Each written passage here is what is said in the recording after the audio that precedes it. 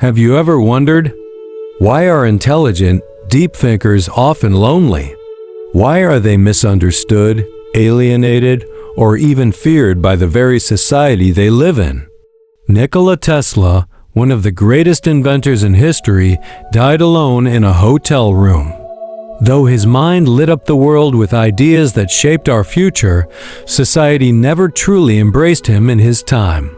He was eccentric, reclusive, and far ahead of his generation, and that made him both brilliant and isolated. But why does society often react with fear or discomfort toward people like Tesla? Society operates on shared beliefs, in laws, in traditions, in roles. These beliefs help keep order. But intelligent people tend to ask dangerous questions. Is this rule fair? Why do we always do it this way? What if we're wrong? To the average person, these questions feel like attacks. They feel threatening, not because they're cruel, but because they're honest. Galileo Galilei, the father of modern science, was imprisoned by the church for saying the earth revolves around the sun. His discovery wasn't amoral, but it contradicted the church's power. His truth was too bold for his time. And when the truth becomes too uncomfortable, society doesn't change, it silences. Highly intelligent people often see patterns others miss. They sense problems before they erupt. They notice the cracks in systems and relationships in society. But instead of being celebrated for their vision, they are often met with doubt or even ridicule. They become the ones who overthink, who worry too much, who see problems everywhere. Society prefers comfort over truth, and truth, in its raw form, is rarely comfortable. Alan Turing, the father of computer science, cracked the Nazi Enigma code, helping to end World War II. But after the war, instead of being hailed as a hero, he was criminalized for being gay and driven to suicide. He saw the future of machines and intelligence, but society couldn't see past its prejudice. When vision is punished, gifted people retreat inward. They turn silence into safety. But even in silence, the mind doesn't stop. To be highly intelligent is to be cursed with a sensitivity to lies, not only the lies told by others, but the ones we tell ourselves. Intelligent individuals can't look away from hypocrisy, from injustice, from shallow thinking. They feel compelled to speak up, to question, to challenge. But truth tellers make people uncomfortable. Society, by nature, resists disruption. Those who speak hard truths are often labeled troublemakers, arrogant, or too intense.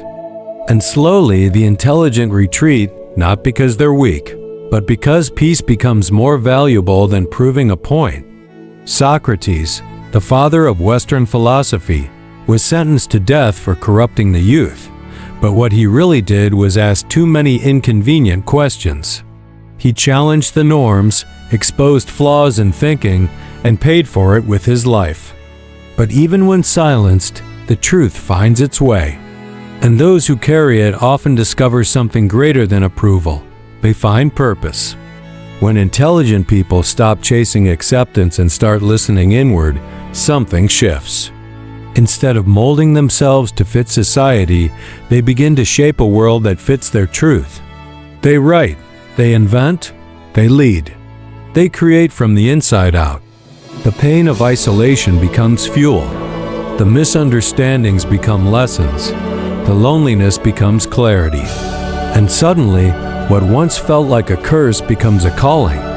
Frida Kahlo, the Mexican painter, lived a life filled with physical pain, emotional betrayal, and political turmoil.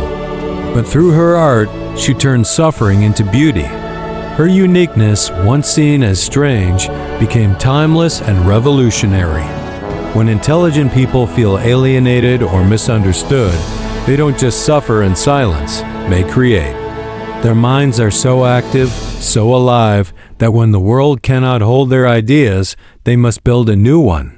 For them, creativity is not a hobby, it's survival. It's how they cope, how they communicate, how they express truths that words cannot. Whether through painting, writing, inventing, composing, or coding, these are all ways of saying, "This is how I see the world." Vincent van Gogh, the Dutch post-impressionist painter, lived a life full of rejection, poverty, and mental anguish. His art was ridiculed during his lifetime. He sold only one painting. But he painted anyway over 2,000 pieces because he needed to release what burned inside him. Today, his work is priceless. His creative rebellion didn't fit his time, but it shaped the future. But embracing difference is not just about accepting others, it's about accepting yourself. Some of the most misunderstood individuals in history were simply ahead of their time. They didn't fit in because they weren't meant to conform. They were meant to transform. Your difference may not be loud or famous. It may be quiet, like choosing kindness when the world chooses cruelty. It may be subtle, like thinking deeply in a world that rushes past ideas. But it matters. And the moment you start to accept your difference, not as a burden, but as a gift, that's the moment you begin to change the world around you. Your difference is not a defect, it's your design. And in a world that often rewards imitation, daring to be different is the most authentic revolution. In a noisy world, silence is a rebellion.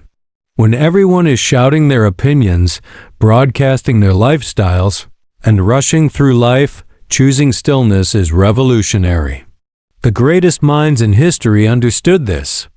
Leonardo da Vinci would spend hours just observing water flowing, birds flying, people walking.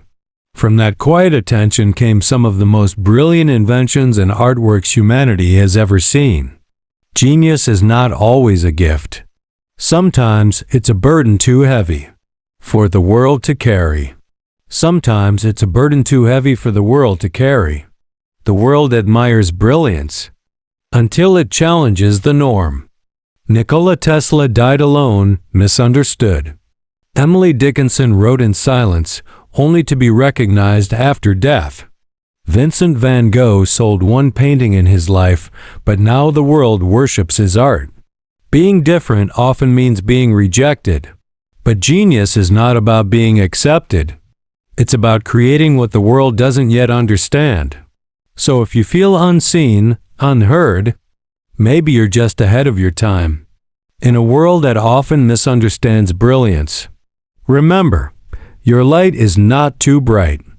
If this message resonates with you, don't forget to subscribe and join our journey into deeper understanding.